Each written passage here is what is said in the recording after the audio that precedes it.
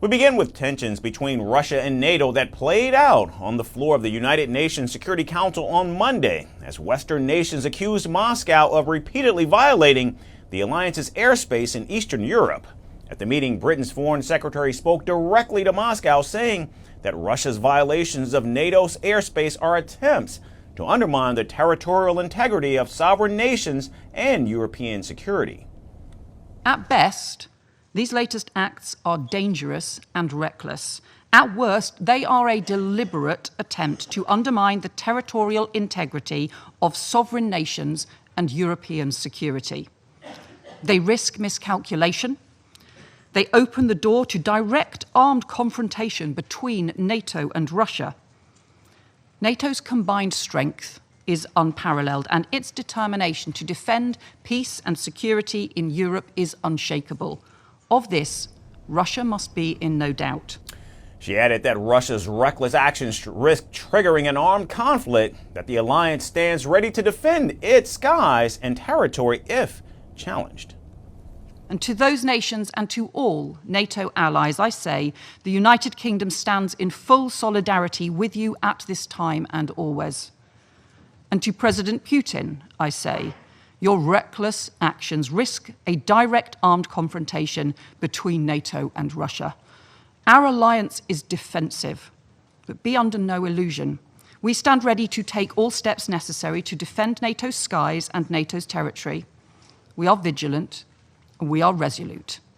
And if we need to confront planes that are operating in NATO airspace without permission, then we will do so.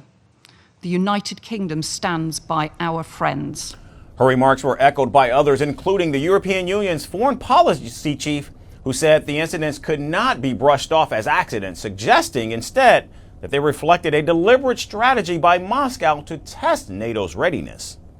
It cannot be that Russia accidentally violates 3 times in 2 weeks European airspace.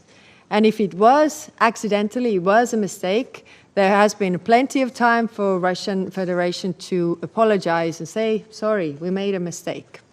Instead, we see a pattern. Russia is testing European borders, probing our resolve, undermining the security of the whole of Europe.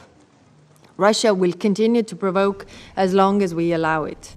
The United States also joined in with its new envoy to the UN, making his first appearance since taking the post.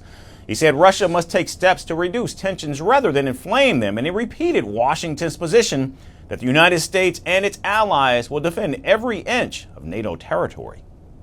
The United States stands by our NATO allies in the face of these airspace violations, and I want to take this first opportunity to repeat and to emphasize the United States and our allies will defend every inch of NATO territory. Russia must urgently stop such dangerous behavior.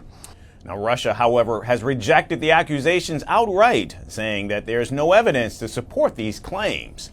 Russia's deputy ambassador to the UN dismissed the entire discussion as what he called a theater of the absurdity. Thus, our former European partners, if you want to get hysterical, to ferment, and to continue to levy baseless accusations, go right ahead. But do that without our participation. We do not intend to participate in this theater of absurdity, and you do not need us there. If you want a serious talk about European security, about the fate of our common continent, about how to make it prosperous and safe for everyone, we are ready for, and you know where to find us. I thank you. Meanwhile, Poland delivered one of the most forceful warnings of the day. The country's foreign minister told the council that if another Russian missile or aircraft violated NATO's airspace and was shot down, then Moscow should not expect sympathy or complaints about the wreckage falling on NATO soil. I have only one request to the Russian government.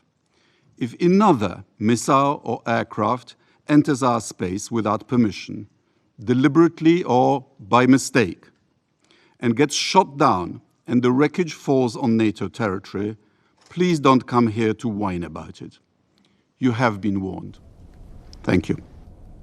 Separately, Poland's Prime Minister Donald Tusk also made the position clear in Warsaw, saying that any foreign object crossing into Polish skies would be taken down immediately and without debate. Trzeba się 2 razy zastanowić naprawdę zanim... You really need to think twice before deciding on actions that could trigger a very acute phase of conflict. That's why we are here, above all, in constant consultation with our allies. We are ready for any decision aimed at destroying objects that might pose a threat to us, for example, Russian fighter jets, if they violate, for example, fly over our territorial waters. But I also need to be absolutely certain, and I won't elaborate on this point, that all allies will treat this in exactly the same way as we do. I need to be absolutely certain that if the conflict enters such a very acute phase, we won't be alone. Now, these recent warnings in the clash at the UN Security Council come after Estonia reported 3 Russian fighter jets had entered its airspace last Friday and remained for 12 minutes before being forced out. Russia rebutted the claims soon after, saying that it was a routine flight path to the Kaliningrad region, which is carried out strictly in accordance with international airspace rules. Several European countries have accused Russia of violating their airspace in the recent weeks, which Moscow has in fact denied. Now, earlier, Romania also said that its radars picked up a Russian drone last week, forcing it to scramble jets. Norway's government on Tuesday said that Russia had violated Norwegian airspace 3 times so far this year. And this month, Poland reported that it had shot down several Russian drones during an aerial attack on Ukraine, marking the first time NATO forces have directly engaged in the conflict since the invasion began back in 2022. Now, NATO's North Atlantic Council held a meeting on Tuesday and said that member countries will employ all necessary military and non-military tools to defend and deter threats coming from Russia. But with Western allies now openly threatening to shoot down Russian aircraft and Moscow refusing to accept any blame, fears grow the back and forth could potentially lead to military confrontation between Moscow and the West. Firstpost now available in 9 languages on YouTube.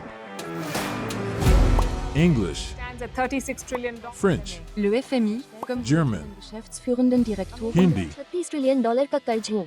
Indonesian, Pemerintah tanpa pemeriksaan. Italian, Sekali radikali. Japanese, $1 idioma. Portuguese, Por causa do próprio balanço patrimonial. Spanish. Beautiful bill. Go to Settings, click on Audio Track and select a language of your choice.